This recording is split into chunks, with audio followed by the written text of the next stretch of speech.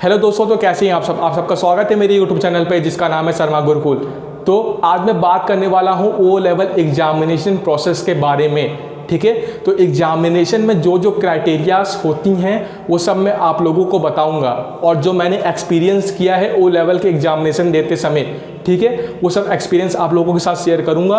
और ये वीडियो मैं एकदम फुल डिटेल में बताऊंगा कि मतलब ए से लेके पूरा जेड तक एक एक चीज़ मैं आप लोगों को बताऊंगा, कोई पॉइंट्स नहीं छोड़ूंगा, जिससे आपको कोई दिक्कत ना हो कि अगर ओ लेवल का एग्ज़ाम आप लोगों को देना हो तो। ठीक है, तो अभी तक आप लोगों ने मेरे चैनल सब्सक्राइब नहीं किया है तो मेरे चैनल को सब्सक्राइब कर लीजिए और बेल आइकन को प्रेस कर लीजिए, जिससे जो भी वीडियो मैं अपलोड करूं वो वीडियो आप लोगों को तुरंत मिले। तो देरी ना करते हुए इस वीडियो को शुरू करते हैं। Let's start the video.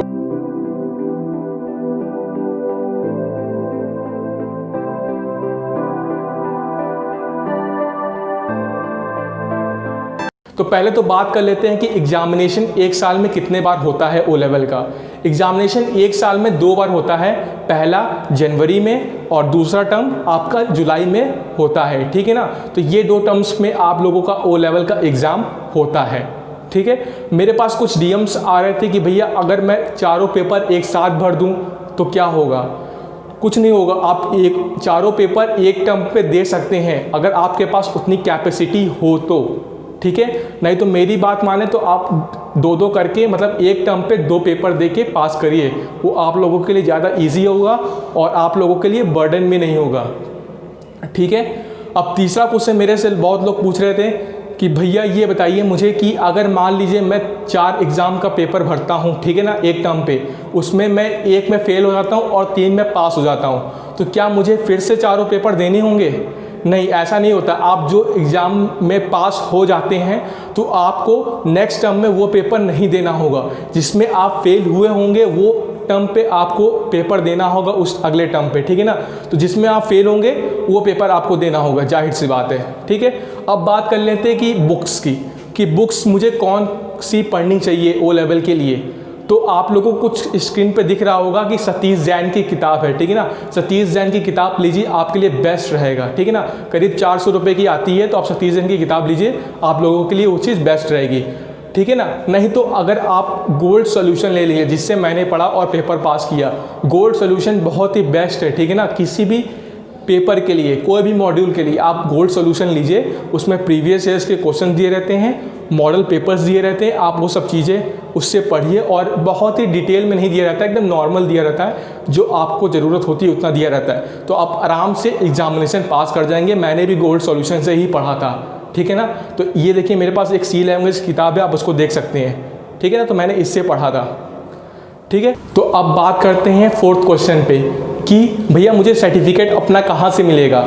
अगर आप किसी इंस्टीट्यूट्स के थ्रू कर रहे होंगे तो आपको सर्टिफिकेट तो वही प्रोवाइड कराएंगे पूरा। ठीक है, लेकिन जो इंडिविजुअल मतलब इस तरह नॉर्मली डायरेक्टली उसने भरा है एग्ज़ाम, ओ लेवल का एग्ज़ाम, तो उनको सर्टिफिकेट कहाँ से मिलेगा। ठीक है, तो अगर आप आपका प्रोजेक्ट बचा होगा तो आप प्रोजेक्ट जमा करने में आपको समस्या तो ज़रूर आ रही होगी, तो आप किसी इंस्टीट्यूट के थ्रू कंडक्ट करिए, कुछ पैसा आपसे वो लेंगे तो आपका प्रोजेक्ट वो सबमिट कर देंगे। ठीक है, तो आपको सर्टिफिकेट आप बोलेंगे कि भैया मेरा सर्टिफिकेट भी चाहिए मुझे। ठीक है, तो वो इंस्टीट्यूट आपको सर्टिफिकेट भी आपका प्रोवाइड करवा देगा। ठीक है, कुछ रुपए लेंगे आपसे, आपको वो सर्टिफिकेट आपका प्रोवाइड करा देंगे। ठीक है ना, और आपका प्रोजेक्ट भी सबमिट हो जाएगा, जिससे आपकी जो प्रोजेक्ट की समस्या वो भी समाधान हो जाएगी और आपका सर्टिफिकेट भी मिल जाएगा। ठीक है, अब बात करते हैं मेन टॉपिक पे, एग्जामिनेशन प्रोसेस। ध्यान से सुनिएगा और एकदम ध्यान से सुनिएगा, आप लोगों का ही फ़ायदा होगा।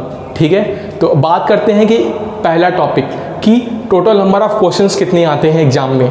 ठीक है, टोटल नंबर ऑफ़ क्वेश्चंस कोई फिक्स नहीं होता, आपको 100 मार्क्स से क्वेश्चंस बन के आते हैं। ठीक है ना, इसमें भी 2 पार्ट्स होते हैं आपका पहला होता है ऑब्जेक्टिव और दूसरा होता है डिस्क्रिप्टिव। ठीक है ना, ऑब्जेक्टिव में क्या होता है, 40 मार्क्स का पेपर आता है ऑब्जेक्टिव में। ठीक है, पहले फर्स्ट पार्ट की बात करते हैं, तो क्या ऑब्जेक्टिव में 40 मार्क्स का पेपर आता है, जिसमें उसमें भी 4 पार्ट्स में डिवाइड रहता है। ठीक है ना, 10 नंबर का आपका MCQ आता है, 10 नंबर का आपका फिल इन द ब्लैंक्स आता है, 10 नंबर का मैच द फॉलोइंग होता है और 10 नंबर का आपका ट्रू फॉल्स आता है। ठीक है ना, तो 40 मार्क्स में से आपको 20 मार्क्स लाना नेसेसरी है।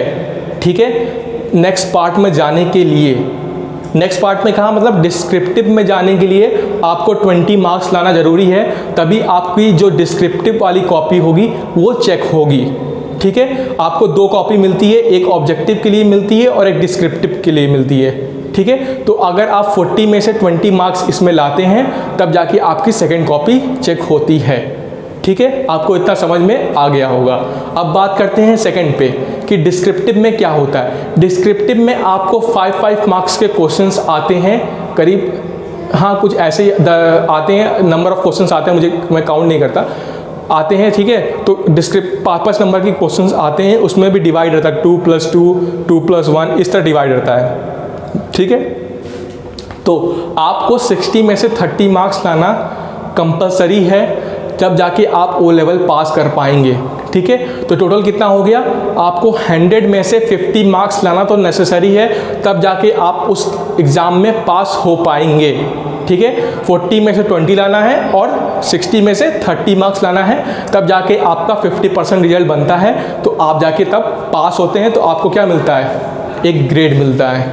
ठीक है, अब बात करते हैं कि आपको टाइम कितना मिलता है एक पेपर देने में। आपको 3 घंटे का टाइम मिलता है। ठीक है, पेपर देने में होल ऑब्जेक्टिव और डिस्क्रिप्टिव दोनों मिला के आपको 3 घंटे का टाइम मिलता है। ऑब्जेक्टिव में क्या होता है कि आपको 1 घंटा दिया जाएगा 40 क्वेश्चन करने के लिए, और 1 घंटे बाद आपकी वो सीट ले ली जाती है और आपको डिस्क्रिप्टिव की कॉपी दे दी जाती है। फिर आपको डिस्क्रिप्टिव कॉपी मिलेगी तो आपको 2 घंटे बाद उसको रिटर्न करना होता है और वो कॉपी लेके चले जाते हैं। इसलिए आप कोशिश करिएगा एकदम ध्यान से 1 घंटा सिर्फ अपने पेपर जो आपका ऑब्जेक्टिव क्वेश्चंस होता है उस पर ही फोकस करिएगा, क्योंकि अगर आप उसमें 20 नंबर के नंबर नहीं लाते हैं तो आपके डिस्क्रिप्टिव वाली कॉपी चेक ही नहीं होगी, आपका वो लिखा हुआ पूरा बर्बाद हो जाएगा। तो अपना फोकस करिएगा ऑब्जेक्टिव पे पूरा पहले। ठीक है, उसके बाद आप डिस्क्रिप्टिव में चेक करिएगा। जब मैं एग्जामिनेशन दे रहा था तो मैं देख रहा था कुछ बच्चे पहले डिस्क्रिप्टिव के क्वेश्चन देख रहे थे। भाई डिस्क्रिप्टिव के क्वेश्चन देखने का मतलब ही नहीं है, पहले आप ऑब्जेक्टिव को तो पास करिए। ठीक है, पहले आप 20 नंबर्स में सिक्योर तो करिए, तब जाके आपकी डिस्क्रिप्टिव की कॉपी चेक होगी। ठीक है, इतना आपको समझ में आ गया होगा। ठीक है, अगर आप लोगों को कोई भी प्रॉब्लम हो कि ओ लेवल से रिलेटेड कोई भी चीज़, नोट्स, कुछ भी आपको प्रॉब्लम हो, आप मुझको इंस्टा पे फॉलो कर लीजिए। लिंक मैंने आपको डिस्क्रिप्शन में दे रखी है, आप मुझे इंस्टा पे डीएम करिए, मैं ज़रूर रिप्लाई करूँगा। और मुझे जितने भी लोगों ने मैसेज किया है, डीएम किया है, मैंने उनको रिप्लाई किया है, आप उनसे पूछ सकते हैं। और मैंने उनको नोट्स प्रोवाइड की है, ठीक है, जो मेरे पास अभी अवेलेबल हैं। ठीक है, तो इस वीडियो को यहीं समाप्त करते हैं। अगर आप लोगों को यह वाला वीडियो अच्छा लगा हो तो मेरे चैनल को लाइक करिएगा, सब्सक्राइब करिएगा और बेल आइकन को प्रेस कर लीजिए। तो मिलते हैं नेक्स्ट वीडियो में। Good luck and goodbye. तो जाइए पढ़ लीजिए।